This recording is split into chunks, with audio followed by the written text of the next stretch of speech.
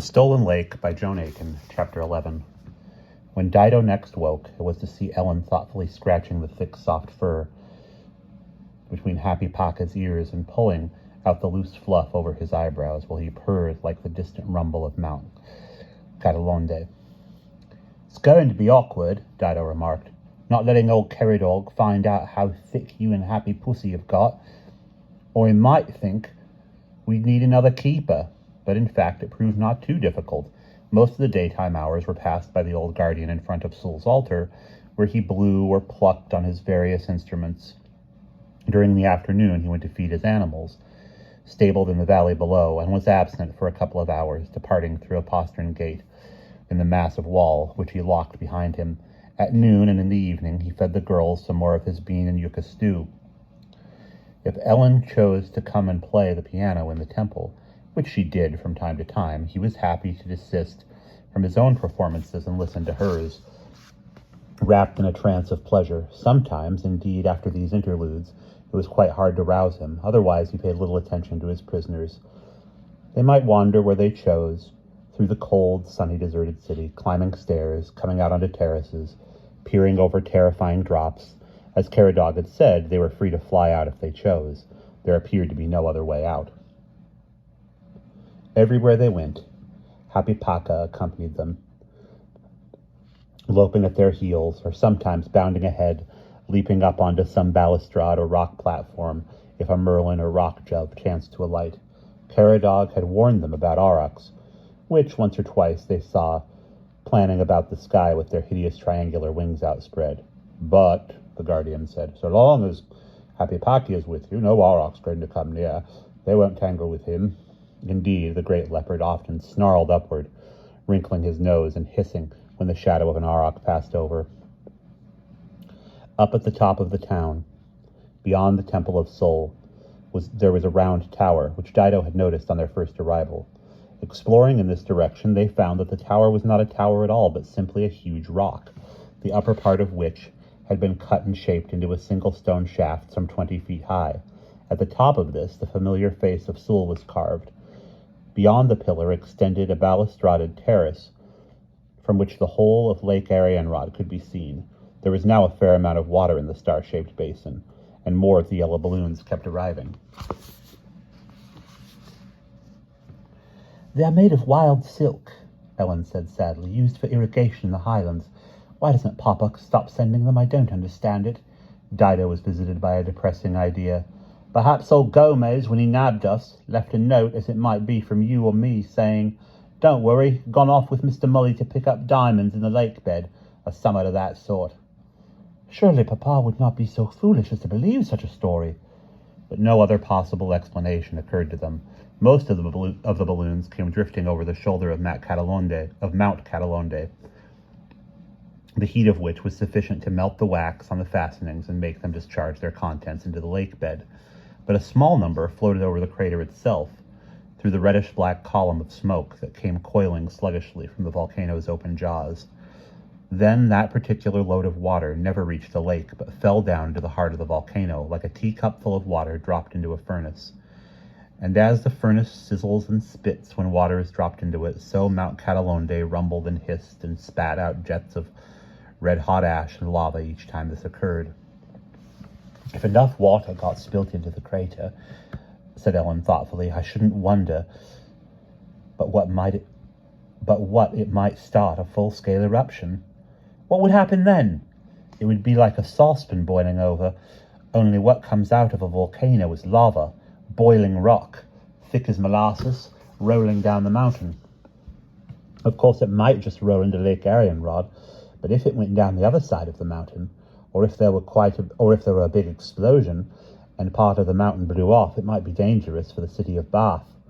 Oh, how I wonder if Gwydion has got there yet. If he has, if he learns what has happened to us, he will surely come to rescue us." "I wouldn't depend on that," Dido said. "Who'd tell him? If you ask me, it's no use expecting other people to help you.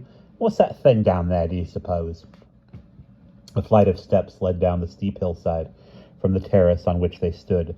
Below, extending outward from the hillside, ran, rather like a diving board, was a narrow natural tongue or spur of rock, perhaps 10 feet long, and 3 or 4 feet wide. Below it, the cliff fell sheer, more than 1,000 feet to the blue waters of Lake Arianrhod. Ellen looked down and shivered. Can't you guess that's the tongue of Sul, where we shall be thrown into the lake? I believe we aren't really thrown, just pushed out along the rock and left to stand there until we fall off. I should think it would not take long. You would soon become giddy on that narrow tip. Some people jump off, I've heard, so as to get it over sooner. Now it was Dido's turn to shiver. Brr, what a spooky spot. Let's get away from here. I'm sorry I asked. I wouldn't have come this way if I'd known. Maybe it's dinner time. The sun's moved quite a bit since we've been here. But Ellen, walking dejectedly after Dido, burst out. I don't know that I mind being thrown into the lake, Dido. I really love Cousin Gwydion. I always have. I can feel it here. She thumped her chest. If I can't marry him, I might just as well be in that lake. Or go back to England and teach mathematics. I'm certainly not going to stay in Lyonesse and marry one of those Capex. But Ellen, said Dido, shocked, how can you marry him? He's married already. And anyway, you've hardly met him. How can you be sure? You forget. I was partly brought up with him. I loved him then. Oh, if only he were just Cousin Gwydion. If only, thought Dido sadly, he would just mime Mr. Holystone. Trying to retrace their steps to the Temple of Sul, they became confused among a maze of narrow cobbled ways, and came out on a dry, dusty shelf above a ravine, which was quite narrow, only about 10 feet across, but unbelievably deep. Watch out, Ellen, said Dido anxiously. Don't go too near that gritty edge. A mountain hare, sunning itself among a tangle of wild fig and cactus on the far side of the gully, started up and bolted away across the mountainside. To the girl's utter amazement, Happy Paka cleared the gully in one effortless bound and shot off in pursuit of the hare, going so fast that he seemed to float over the ground. In 20 seconds he had caught it, and he returned with it in his jaws, leaping back over the gully with the same unconcerned ease before settling down in a patch of shade to demolish his prey in 4 bites. He's got his own way out in all events, Dido said. Guess the Guardian don't know that. An idea seized her so suddenly that her jaw went stiff and she stammered in her excitement. Hey, Princess, he likes you. Who does? What do you mean? Why, old puss there, as Happy Paka, having finished his lunch, came to rub his head against Ellen's arm. Do you reckon you could ride him, get him to take you out of here? You mean over there? Ellen's eyes went huge with fright. She looked down into the terrifying gully. Go on. You said just now you wouldn't mind being thrown into the lake. At least there'd be some point to this. But what about you? Plainly, though, Ellen had begun to consider the idea instead of just dismissing it. Well, Dido said reasonably, it's no use me trying to ride him. He don't like me above half. It's you he's took such a fancy to. So it's a case of you and nothing, innit? But he's a right fast goer, our happy pussy. If you could get across the gully on him and ride him over the mountain to Wandesboro, maybe you could give the alarm in time to send somebody and stop old Stone Eyes from dropping me into the lake. Or, if not, it's better one should get away than both of us get polished off, and then you can tell your cousin Gwydion about Queen Ginevra's goings-on. She had to reiterate this argument a good many times before Ellen could be brought to consider it. But presently, after they had eaten their noon meal and Caradog was away feeding his beasts, Ellen did try riding the leopard. At first, it was doubtful whether he would sanction the idea at all. He hissed and spat and started away when, nervously, tucking up her skirts, she attempted to bestride him. But by the end of the day, he was cooperating tolerably well, though he did not look pleased about it. His ears were set back flat against his head, and he mewled angrily to himself all the time she was on his back. Still, we're getting somewhere, exulted Dido. Who'd have thought this morning that he'd let you ride him so biddably? And it's still 2 days to the new moon if you practice all day tomorrow. All day, shuddered Ellen. If you knew what it was like sitting on his back, there isn't any saddle hollow, nothing but bony spine all the way along. It's all very well for you, she bit her lip and stopped suddenly. Don't you worry, said Dido. Maybe the old boy will be so sore when he finds he's lost you and Happy Pakia that he'll be out a-hunting over the mountain, and I'll have a chance to get away too. Though what could I do, she wondered. Steal a ride back on the silver train? Her private thoughts were not hopeful. By the evening of the next day, Ellen was getting on much better with her wayward mount. She had learned that the usual taps or kick used to urge a horse to greater speed only put him in a bad temper, but he would respond very well to coaxing words if she leaned forward and whispered in his ear.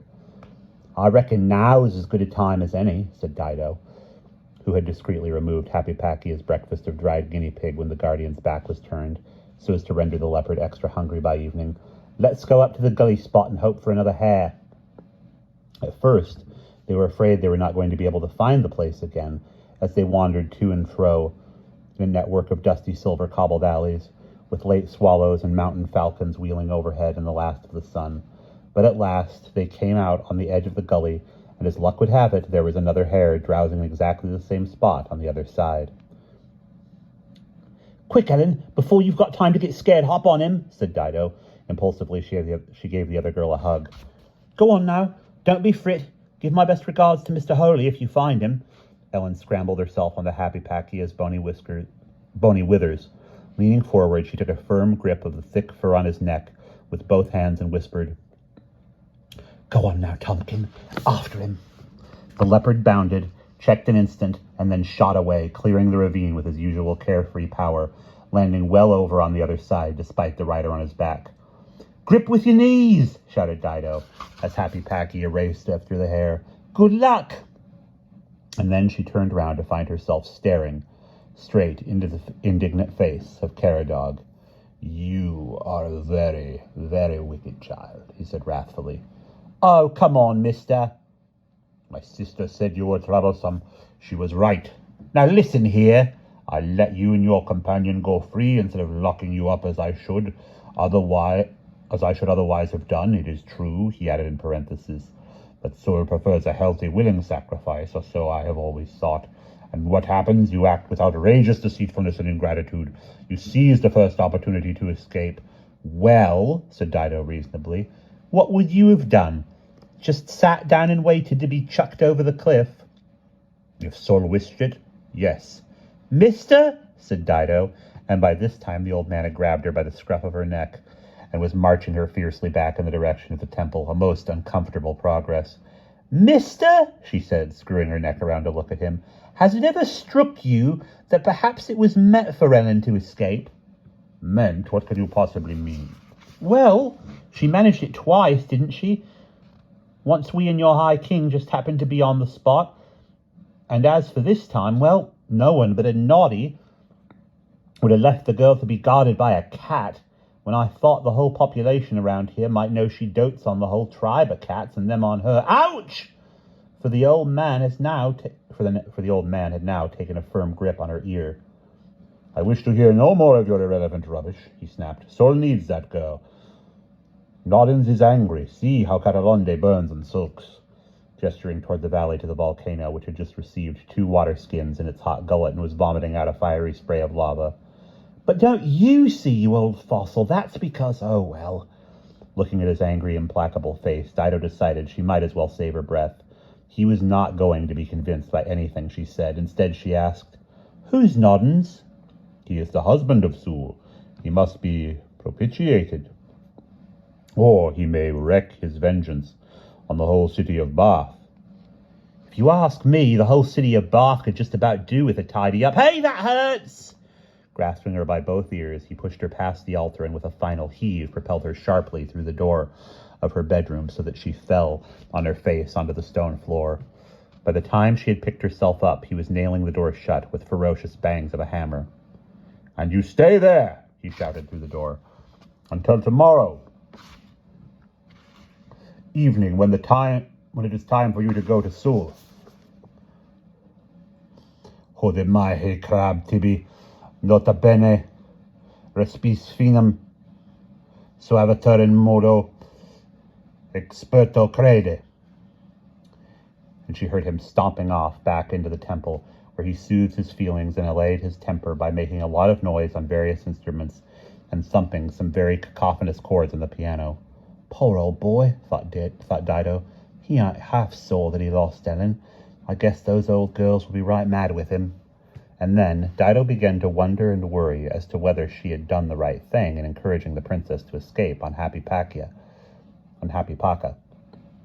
Would the leopard really consent to be ridden all the way over the mountain to Wandesboro? Or would he toss Ellen off in a sigsy thorn thicket and then eat her? Or would she fall off his back? Or would they get lost and fall asleep on the bare mountain slopes and become prey for aurochs? Still, thought Dido, anything's better than waiting here to be chopped off a blessed rock into a perishing lake. She had ample time to think this. It was a miserable night. The room was extremely dark with the door shut, since there was only one window, about the size of a brick. Very high up, Dido groped her way to the heap of hair and curled up on it miserably. She felt, for the first time, horribly lonely. For Ellen, for Mr. Multiple, for Holystone, for Noah Gusset, even for Captain Hughes and Happy Paca. Where were they all this night? Dido was very tired indeed, but it was a long time before she slept. She woke up hollow with hunger, for the guardian's bean stew was not very nourishing, and it was many hours since she had eaten it. And also, parched with thirst, she thought longingly of the water in the tank on the other side of the nailed-up door. The sun was up. She could tell that by the light on in her window hole. Banging on the door, she shouted, "Let me out!" For a long time there was no answer. Then Caradog's voice replied, "Quiet, child, you interrupt my devotions, and in any case you cannot come out till moonrise. You had better think, meditate, put yourself in a proper frame of mind to go to Sewell." "I don't want to go to flaming Sewell!" But nothing she said could elicit any further response from the guardian. She heard him from time to time, chanting and playing on his instruments. Then there was a long silence. Perhaps he was away seeing to his beasts. The day dragged.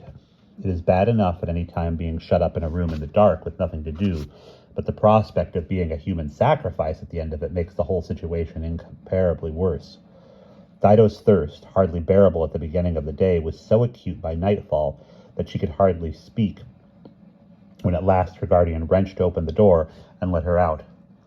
She had to work her sore throat several times before she could get out the word water in a hoarse, wheezing whisper. "Thirsty, are you?" said Caradog sourly. "No more than you deserve. Water's not what you need. With a thirst like that, what you need is a cup of my willow tea." He had a cup ready brewed, which he handed to her. For the second time within 2 days, Dido thought of Mr. Holystone's admonition, always throw away the first cupful from a stranger, but she was too thirsty to throw away this cupful. She grasped the cup with shaking hands and tipped the contents eagerly down her painful throat, which was almost closed up with dryness.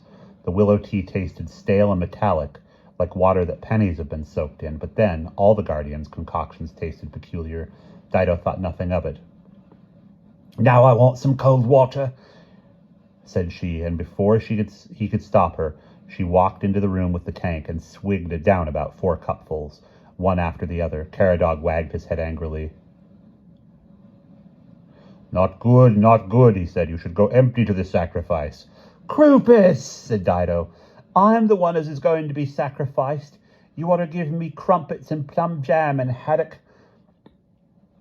pedigree and pancakes." Caradog looked at her as if she had gone mad. "Condemned person's breakfast," explained Dido. "Who's a-coming to the ceremony?" The one thing that had cheered her, and that not much, during her hours of incarceration had been the thought of a huge crowd with the Queen, the Grand Inquisitor, the Mistress of the Robes, and the rest of them come to see her jump to her doom. She would make a speech, which she had been preparing, giving them a piece of her mind, telling them what she thought of them, but the guardian undeceived her. "Ceremony," he said. "You mean the sacrifice. Nobody comes, only you and I. Come along, it is time." He picked up a thing like a witch's broom, a long stake with a bundle of itchu grass tied at one end, and with it gestured Dido toward the doorway. She had intended to put up a vigorous struggle, but to her surprise and rage she found herself obeying him with dreamy docility, walking